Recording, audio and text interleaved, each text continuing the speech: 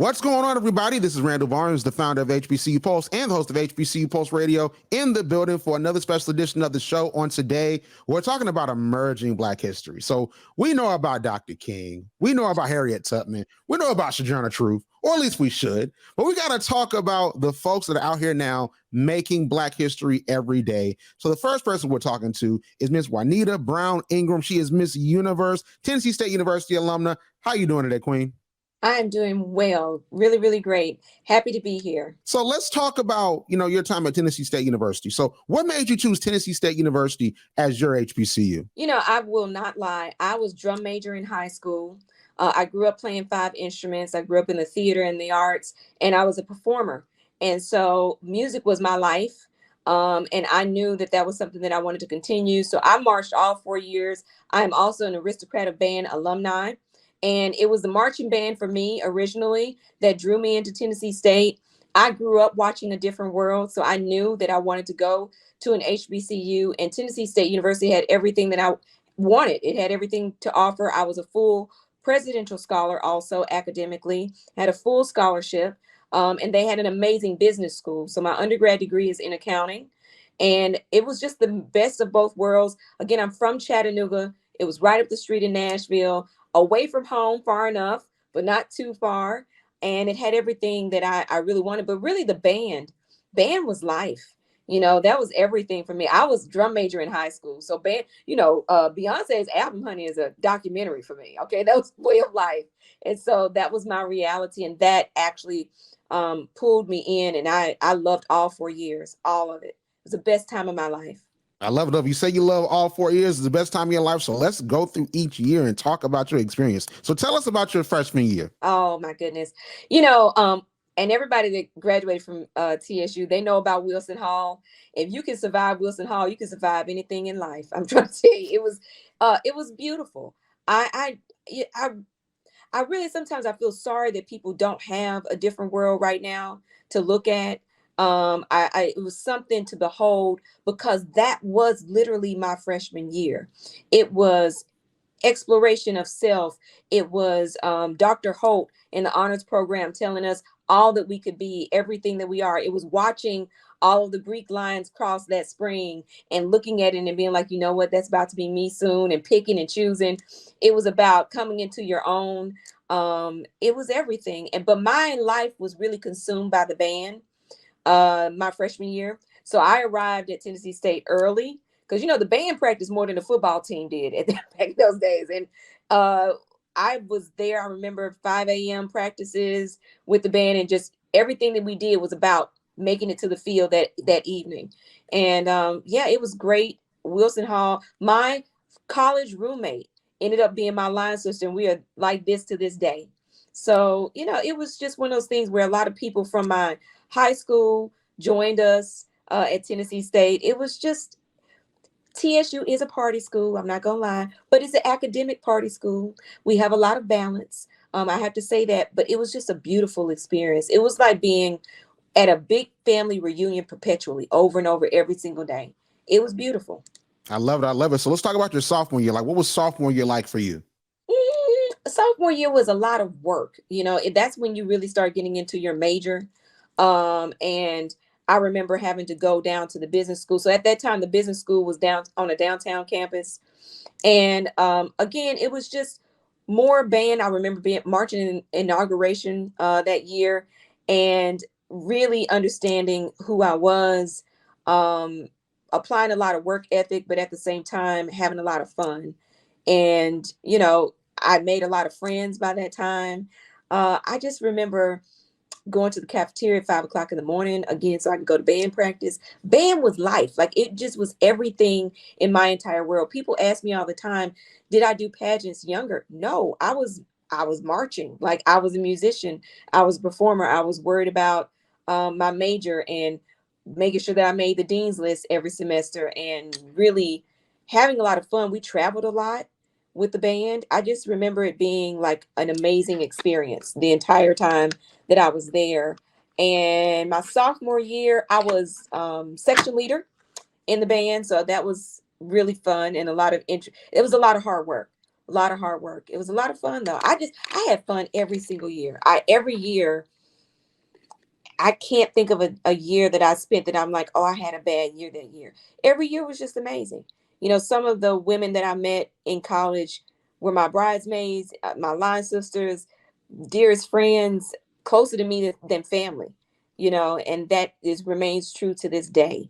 So yeah, it was like a family reunion. Just everything that you see in the movies and everything that you see on television is what it was. Everything positive.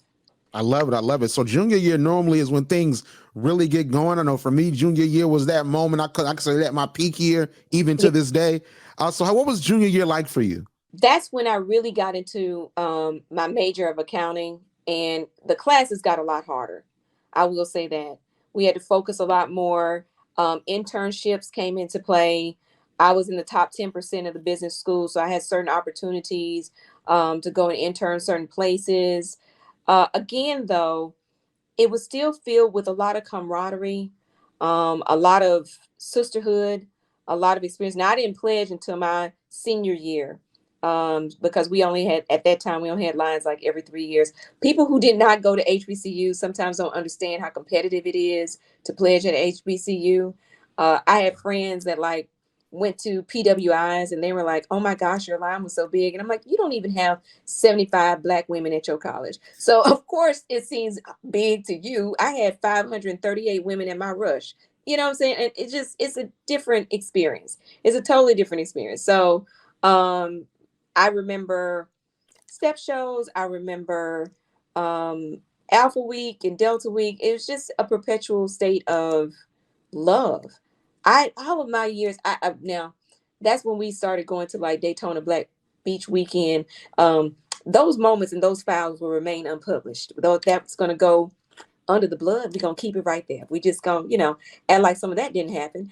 But it was just a great time and a wonderful balance. But that is when work started kicking up a notch. I remember cost accounting made me question my existence and whether or not I had made the wrong decision in life. But that's also when I decided that I wanted to go to law school, that I knew because I had internships that summer in auditing. And I kind of knew I was a part of a program called Inroads. I don't even know if they have Inroads anymore. I think they do in certain cities. But we had internships through that. And I'd interned in accounting and in auditing and realized that it wasn't for me, but I was too far in it. I would had to commit at that point in time so I could graduate on time. So I decided to stay with accounting, but I kind of knew that I would be unfulfilled in that area. So I decided to make the decision to go to graduate school and that I wanted to become a lawyer. I wanted to be a lawyer since I was in like the 8th grade, but I also loved accounting at the same time. So that's when I made the decision about pursuing business law. And yeah, I started studying for the LSAT that year. I remember that. So senior year is like, the culmination of all of the years. And then, Yes. that's when you walk across the stage. That's when life really gets real. So talk to Yeah, us about your senior year experience.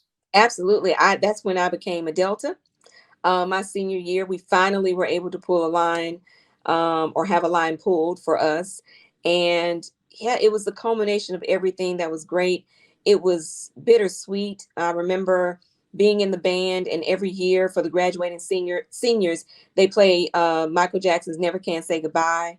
And we get to line up in the front and they serenade us. And I remember that experience and just homecoming for the last time and marching in homecoming for one last time. It was very surreal, bittersweet, and sad in some regards because again, life had been this one big family. And I went to graduate school and law school, obviously at a PWI, and it was culture shock. I look back on my last year with a lot of joy and love. It was an amazing time.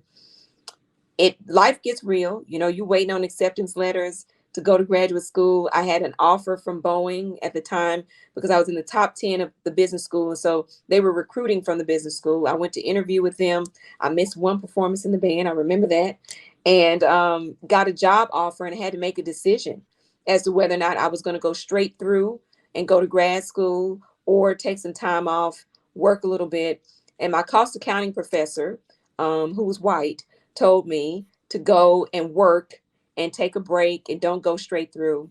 But it was my Black professor, or who was over the honors program, and was just like, look, you are a Black woman. If you do not go straight through and knock this out and get it done and never look back, we don't take breaks. We go straight through. No, don't let up off the gas. Do not pass go. Do not collect $300. Go straight on and pursue your dreams. And I'm so glad that I listened to her, um, because it really served me well to get it done before I was 25. I've been a lawyer for 20 years now. And, it's something to be said about the encouragement that you receive in this type of environment. Again, I would not be the person that I am today had it not been for my HBCU experience, hands down. I think it makes all of us, and it really sets us up to make an impact on the world. And, one of the big impacts that you've made across, your career is on the pageant side. So I want to go on and transition into that. So, tell us about, why you got into pageantry. Yes. I started in the Mrs. division. So a lot of people are familiar with teen and Miss, not so much the Mrs. division, but there's a Mrs. World, there's a Mrs. America, there's a Mrs. genre for every title. And I was actually already a practicing attorney. So I went straight through. I did a JD MBA program, which I would have made it through had it not been for the tenacity of being at a HBCU, giving me that, passed the bar.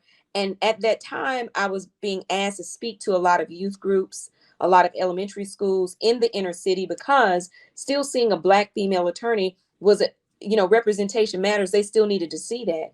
And I remember one day, you got to watch what you pray for. And I was like, God, how can I be used more? Use me, God. And then I heard pageantry whispered. And I laughed. I was like, I'm not doing that. At the time, I was an adjunct professor at Butler University. I was also a full-time practicing attorney at a law firm. And I'm like, I don't need anybody to tell me I'm cute. I already know I'm cute. I don't need nobody to validate me. I already know that I'm everything. Shoot, I just had high self-esteem and high confidence. Again, HBCU given. And I went to the book of Esther and I studied the book of Esther, which is the first historical account of pageantry. Esther got up before the king with the other young ladies in the county, and she was crowned queen. It was the first Miss Persia pageant. But it was with purpose. And so for me, pageantry with purpose was very powerful. Outside of having purpose, I just didn't see the point. Growing up, I didn't see a lot of Black women in pageantry. Vanessa Williams was the first woman to win 1984. And after that, it was very scarce that you saw us. And it's really overrun with a European standard of beauty. Well, for me, my Black is beautiful. And I didn't need anybody to tell me that or to try to validate that for me. But at the time, I realized when I went to go speak to these young girls, if I wore a crown and a rhinestone encrusted sash, that the words meant more. And I wanted young girls to know that intelligence was beautiful, that their Blackness was beautiful, that walking with integrity was beautiful.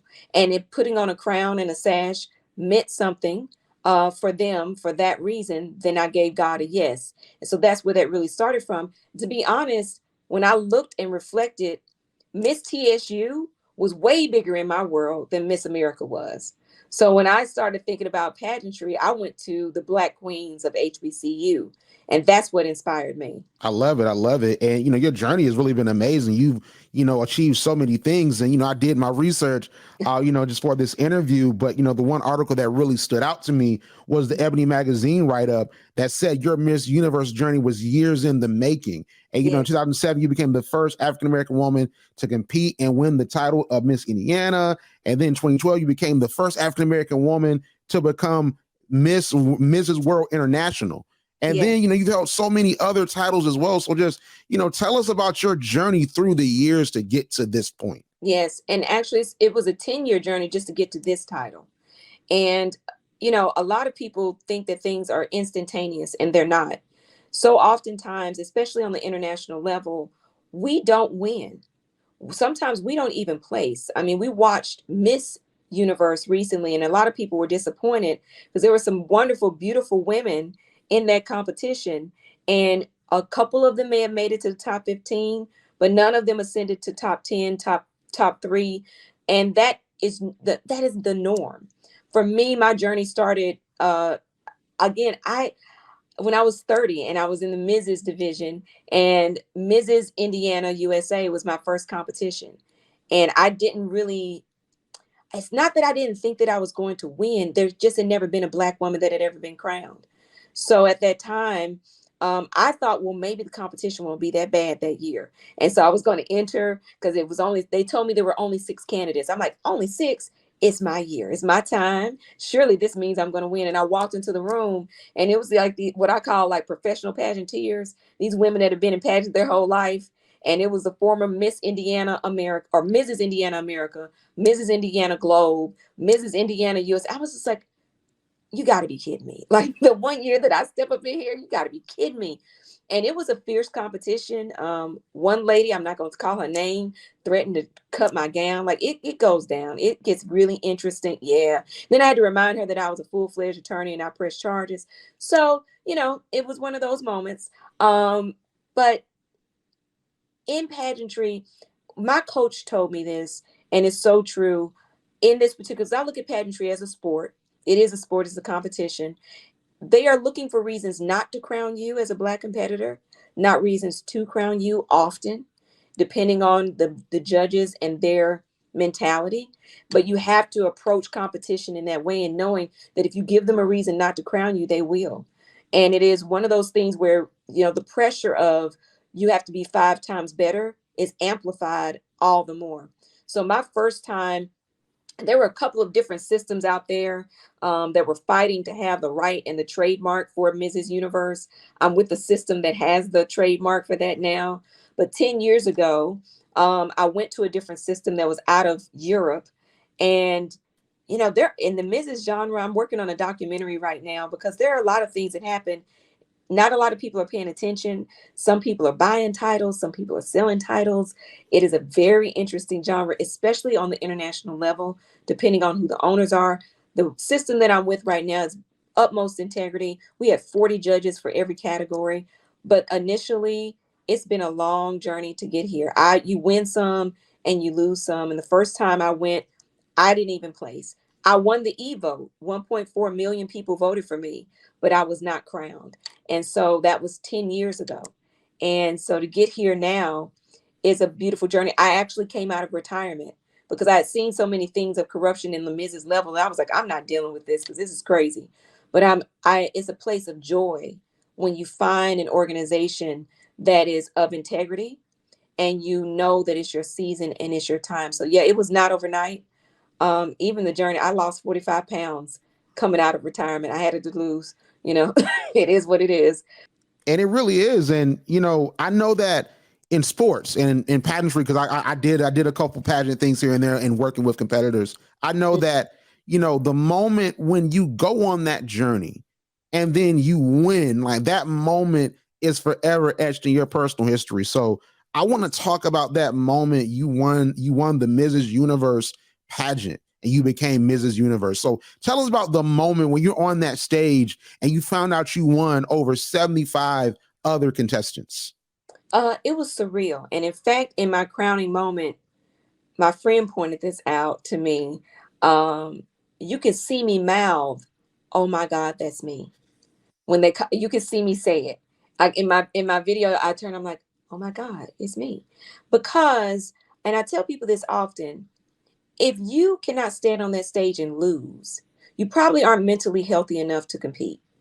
Because there only can be one woman that walks away with the crown. So either you're going to take something from the journey and there's something for you to get from the journey, or you probably don't need to be there because you may not necessarily win. There have been times when I won, but I wasn't crowned. And you could see it in the audience. The audience is gasped. We're like, oh, are you serious? It happens. But if you aren't mentally prepared, come win or lose in man's eyes. I stood on that stage whole. Right before a couple of years ago, 2 years ago, I had my first mammogram. I'm of that particular age where I'm supposed to have a mammogram every year. I had my first mammogram. No one expects to get a call back. I did. And from that call, my mammogram did what it's supposed to do, early detection. I don't tell people I did not have cancer because my mammogram did what it was supposed to do. It detected it early, but I had to have full breast reconstructive surgery after they removed so much tissue from my breast, lymph nodes, the whole nine. The medication that I was on, I gained a ton of weight. I could not work out. It took me 6 months to be able to raise my hand again. So I stood on that stage post recovery, didn't have cancer, whole, healed, happy, scars and all, did not care. And I kind of felt like I already won. I was standing there winning in my mind because I had allowed this pageant to be my motivation to get back to my state of wellness. I didn't really look at the scale. I didn't even know that I lost 45 pounds because I was focused on wellness, not weight. But the pageant was my motivation to get back to myself. I stood on that stage, my absolute best self, and I was healthy and I was whole and I was at my absolute best. So maybe it was that energy that projected because I didn't care if they had crowned me or not. I was already a winner. Um, in my mahogany voice, I'm a winner, baby, and so nobody could tell me anything in that moment because I was happy and I was there. When you have a close encounter, life-threatening kind of, encounter like that, it makes you value where you are in life all the more. So I was just happy to be at my absolute best. And yeah, I just felt like it was my time. I felt like it was my time. And then at the same time, I was grounded in the reality of knowing that oftentimes we win, but we are not crowned. Meaning Black women. So when they called my name, I did mouth, "Oh my God, that's me," because I was just happy to be there. And as they kept calling out first runner up, second runner up, third runner up, I was like, "Ooh, it ain't that many people left on the stage. Oh my," So it was a very surreal feeling, but it was one of wholeness and happiness and just feeling like I was my full self again. That's such a beautiful story. Like that's like I said, it's the culmination. That moment is the culmination of the journey, and you had Yeah. a journey, that really went full circle from your personal journey and even the journey within the pageant world.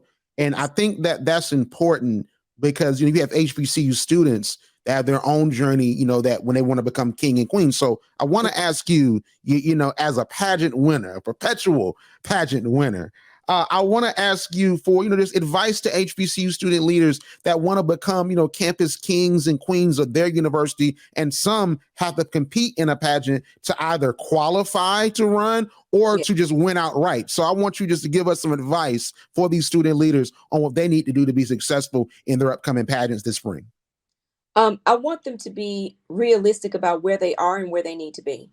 That's first. And you have to be honest with yourself in terms of competitiveness. It is a sport. You must bring your absolute best self to the sport. But understand that only one woman can wear the crown. So again, if you can't stand on that stage and not be crowned and be okay, you are not mentally healthy enough to be in the competition. You need to reevaluate because it can't mean so much to you that you're devastated if it's someone else's moment and someone else's season. But then I say that and balance it with work as hard as you can to be the absolute best that you can be and understand you are not competing against the person standing next to you. You are truly competing. You're competing with them. Make no mistake, it's a competition, but you are competing against your absolute best self. No one can compare to you at your best. You are unique. You are different. It's like when I stood on stage and, Miss Sweden is standing there. She's 6 foot tall, blonde hair, blue eyes. We are absolute different people. We're apples and oranges. And whether it's a student body that's judging you, whether you have a judging panel, every woman that's standing there is a rose. You might be a red rose, a pink rose, a purple rose. And if the people are in the mood for purple roses that day and you are a red rose, what are you going to do? You're still a rose. Doesn't mean the red roses aren't beautiful. It's just that the people want purple roses that day. You need to get yourself in a mental mind space and a head space where you're okay with the outcome. You are there for the journey, but the journey that you take is being your absolute authentic self. Your authentic self will always win, and you can hold your head high because you left it all on the field. I'm a different type of competitor. As long as I do my absolute best and I have zero regrets, then I'm okay. I sleep well at night, regardless of the outcome, because that's when you really know either it's your season or it's not. And you don't compete with any regrets. Leave it on the field. Be your absolute best. And remember that even if you are great, there is always someone who is your counterpart, who is just as hungry as you, working just as hard as you are, will represent just as well as you. And you need to bring your absolute best self to the table. But don't ever sleep on somebody else and just assume that you have anything on lock. My best friend used to always tell me, when I was preparing and I would get tired or I didn't feel like working out, and she would say my nickname growing up was Little Juanita because there was a tall Juanita that was on the line before me. So she was big Juanita. She was like almost 6 feet tall, and I'm not. I'm very short. And so she was like, there's a little Juanita out there, honey. There's a little Juanita over in Germany that's working just as hard as you are. Don't let the German little Juanita catch you slipping. And so from a competitive perspective, be your absolute best. And that's all that you need to be, and understand that your season is your season. And even if it's a no now, it doesn't matter. You can go on and continue to pursue a crown and a platform, and keep in mind why you're there. Never forget your why. I am focused my entire year. I've been a volunteer with Dress for Success. Now I'm a founder of the London affiliate and a founder of the affiliate in Chattanooga. I am all about empowering women. Understand and always remember your why. And that will continue to help you be motivated to do your absolute best too. Because I know there are a lot of women that were relying on me to be my absolute best. I love it. I love it. And I think that's just words to the wise is just, to be yourself. I think a lot of folks, get lost in trying to pursue that position because they think it makes them whole. So I think that the journey of being yourself, and really, like you said, you said it at the end, like really staying community oriented and remembering that these positions are to serve the community. I think that that's so big. So just such amazing advice from you. And I think this was an amazing interview. So I like to always end like this. I want you to tell us where we can find you on social media and how we can support you if you have anything coming up. Yes, thank you so much. You can find me on social media. I am Juanita Ingram. My website is IamJuanitaIngram.com. And I have a really special project that's coming out. I'm also a TV producer. And so I'm a member of the Television Academy, and I'm in film and television. And we have a show that is coming out for Black History Month. It's also Black Expat Month. It's February. And my show is all about Black life abroad. As I said, I live in Singapore now. I lived 5 years in London, Taiwan, now Singapore. I have the first ever docuseries reality show about people living abroad. They're called expats, but moreover, Black people living abroad. So this is Black life abroad. This is not a travel show. This is a lifestyle show. This is all about us living internationally. And there are 12 other Black people in this show. And we are debuting. It's on Amazon Prime. It's called The Expats International Ingrams. Season 1, we received all type of award from NAACP awards to Pan African Film Festival, Diversity in Cannes. We were the best web series in the Hip Hop Film Festival Awards. So this is Black life abroad. And so oftentimes, we, in the climate that we're in right now, even as students, and I have some people on my show who are part of a student exchange program, we need to really evaluate our options globally. Where do we want to live? Where do we want to raise our families? Where do we want to find mental stability and healthiness and wellness? Where do we want to live? And so this show is all about that. We're launching publicly on February 1st, and we're excited about that. It's Black History Month. It's Black Expat Month, and I can't think of a better time to do that. A lot of HBCU graduates on the show. And so people can go and watch it, stream it. A portion of the streaming goes to Dress for Success, and we're excited about that. So we're empowering women. 70% of the women that we serve at Dress for Success, Black women, single mothers. So we're empowering the community, streaming this show. We appreciate the support. It's theexpatshow.com for the website, but you can just go to Amazon Prime and type it in, and we're there. It's 13 new episodes on season 2, and we're excited about it. Most definitely go check it out. But thank you so much, Mrs. Universe, Juanita Brown Ingram. Thank you so much. And we look forward to watching that show and also seeing your journey in the future. Thank you so much. Thank you for having me. Like what you hear? Yeah. Subscribe to HBCU Pulse Radio on Apple Podcasts, Spotify, or wherever you get your podcasts. Also, head to HBCUPulse.com to stay up to date on what's going on in the HBCU community. Thank you for listening to HBCU Pulse Radio.